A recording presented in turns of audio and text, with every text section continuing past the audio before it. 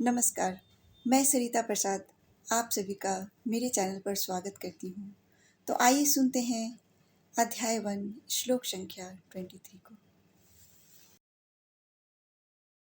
यह बात तो सभी को पता था कि दुर्योधन अपने पिता के साथ साथ गांठकर पापपूर्ण योजनाएं बनाकर पांडवों के राज्य को हड़पना चाहता था। अतः समस्त लोग जो दुर्योधन का पक्ष लेकर युद्ध करना चाहते थे वे सभी समान धर्म के थे। अर्जुन युद्ध आरंभ होने से पहले यह तो जान ही लेना चाहता था कि कौन कौन से लोग आए हुए हैं, लेकिन उनके समक्ष वो समझौता का प्रस्ताव रखना नहीं चाहता था क्योंकि वह उनकी शक्ति का अनुमान लगाना चाहता था। चूंकि अर्जुन के मन में अपने विजय के प्रति विश्वास था, क्योंकि वह जानता था कि भगवान कृष्ण उसके साथ हैं, तो विजय निश्चित है।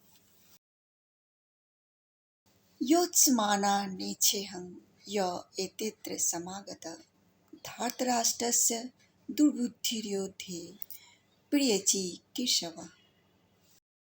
पांडवों के राज्य को हड़पना था दुर्योधन के नियत में।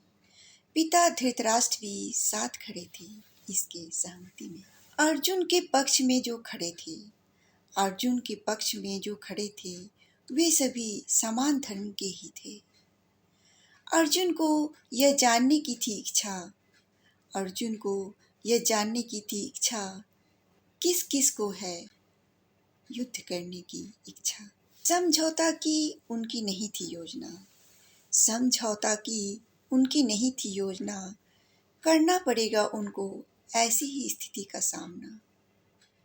यद्यपि मन में था विश्वास कृष्ण का था उनको साथ। तय था पुण्य राज्य लौटाना, अज्ञातवास पश्चात वापस जब आना। कौरवों के हाथ धरोहर रूप में था हड़पने की नियत दुर्योधन के मन में था। कर गए वो सर्वथा इनकार, अनेकों किया पांडवों संग अत्याचार। असहनीय था उनका यह अन्याय, दुर्बुद्धि को बदलने का नहीं था उपाय। अन्याय अत्याचार पाप बुद्धि दुर्योधन का सारे जगत में प्रत्यक्ष प्रकट था। जितने भी राजा युद्ध करने को आए सभी उन्हीं के समान कहाए। अन्याय का जो समर्थन कर रहे अपनी शान दिखा उसका पीठ ठोक रहे। सोच कर हित करना उसका अहित कर रहे, वे भूल गए कि वे अपना भी अहित कर रहे। खुद को समझकर बड़ा बलवान सच में था उनका अज्ञान।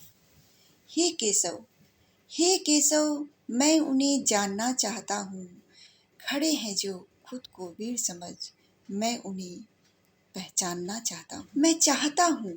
मैं चाहता हूँ उनके समक्ष में जाऊं, अधर्म के पक्ष लेने का उन्हें मजा चखाऊं। खुद ही अपने नजरों में वीर वे बनते हैं, अधर्म का पक्ष लेकर खुद को धर्मी समझते हैं। आने वाली कविताओं के लिए आप सब मेरे साथ जुड़े रहें। धन्यवाद।